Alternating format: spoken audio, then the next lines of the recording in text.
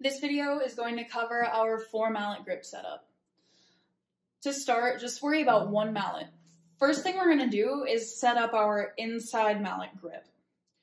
So just like we have a front triangle for our 2 mallet grip, we also use those same points of contact for our inside mallet grip. You're going to put the end of the mallet in the center of your hand, right outside this meaty flesh below your thumb. The next thing I'm going to do is with my index finger, I'm going to create a little perch. And the shaft of my mallet is going to rest on that same crease that we used for our 2 mallet grip setup. From here, with the leverage between my index finger and the palm of my hand, I'm able to move the mallet around upside down and wave it everywhere without it coming out of my hand. That's what you want. That means that you're just using the natural leverage of your hand to hang on to the mallet. You have good points of contact, and there's not going to be any tension there. The next point of contact we want to use is, again, the pad of our thumb. That pad is going to rest directly across from the index finger here. Same as with our 2 mallet grip, we want to have that capital T shape happening with our index finger and our thumb, because this is going to create our fulcrum for our inside mallet. Our last point of contact for our inside mallet is going to be our middle finger, which is going to just wrap around the mallet shaft. When you do this, you don't want to just cover the shaft with your middle finger like this. You want to kind of wrap around it, thinking of your finger as like a vine almost. With these 3 points of contact, you form your entire inside mallet grip. The most crucial thing here is making sure that this fulcrum stays intact. What happens sometimes is we pull our trigger, and when we do that, we sacrifice our fulcrum. As you can see, I no longer have a clear pivot point between my thumb and my index finger. The reverse can also happen where you stick out your index finger too far, and again, I don't have a clear fulcrum because my fingers are not aligned. You want your fulcrum to look just like this. Next piece is our outside mallet. For our outside mallet, we're going to hold it between our ring finger and our middle finger. To hold the mallet, you want to rest it along these 2 creases in your pinky finger and your ring finger, just like that. When you do this, you want about 1 inch of extra mallet hanging off the back of your pinky. So you want it to look just like this. From here, you're going to take those 2 fingers and use them again to just apply enough pressure to the mallet that you keep it on the palm of your hand.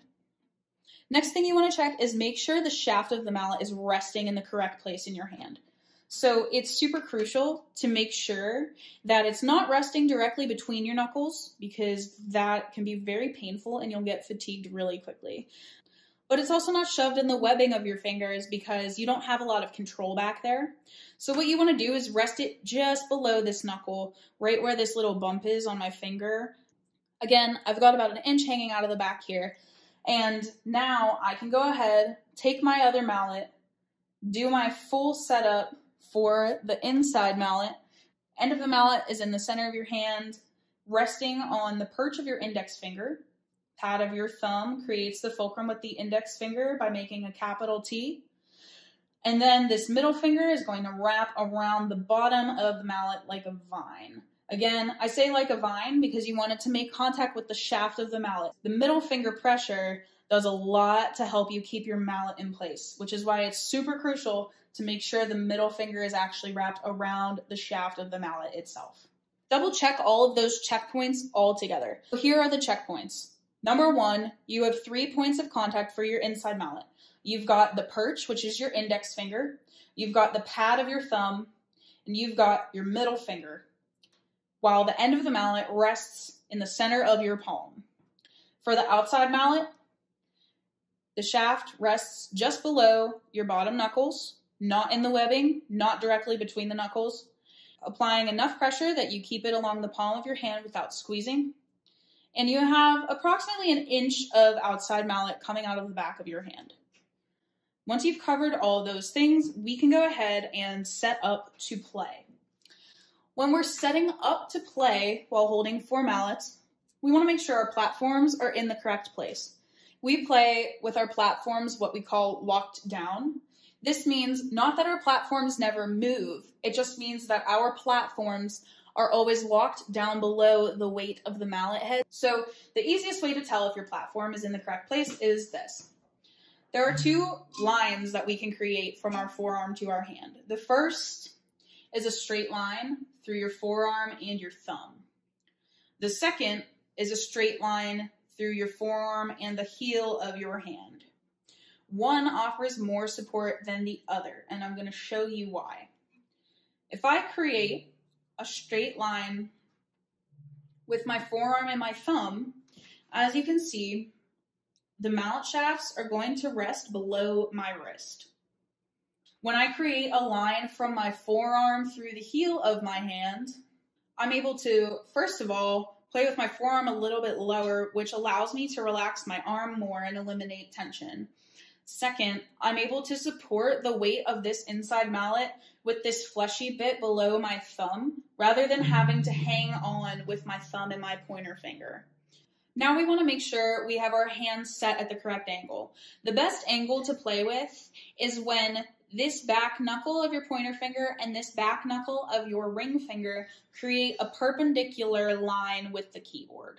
When we have our hands too flat, we close this up and we have a much harder time changing intervals. And when we play with our hands too turned over, it's very difficult to set our mallets at the same height, which is why we want to make sure that we create that perpendicular line.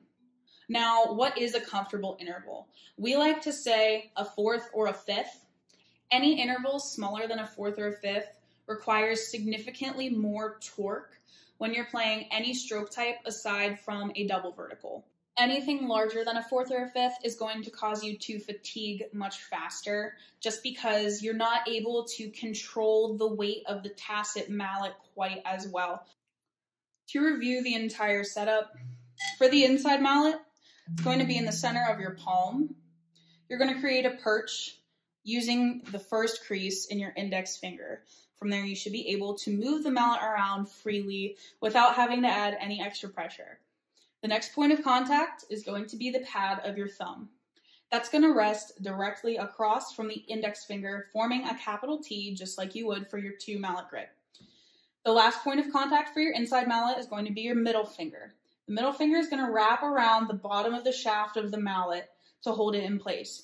For the outside mallet, you're going to rest it on this crease of your pinky and ring finger with about an inch of extra mallet coming out of the back of your hand. From there, you're going to wrap the mallet between those fingers with just enough pressure to keep it on the palm of your hand without choking off the implement from vibrating. Double check that it rests directly below these knuckles between your ring finger and your middle finger. Set up, making sure your platform is locked down. Again, that means that your forearm and the heel of your hand are creating a straight line so that you can support the weight of the mallet just by using your hand. The angle of your hand should be such that your thumb is pointing nearly straight up, and the back knuckles of your pointer finger and your ring finger create a line perpendicular to the keys. When you do this, you should be able to set up at an interval of a fourth or a fifth.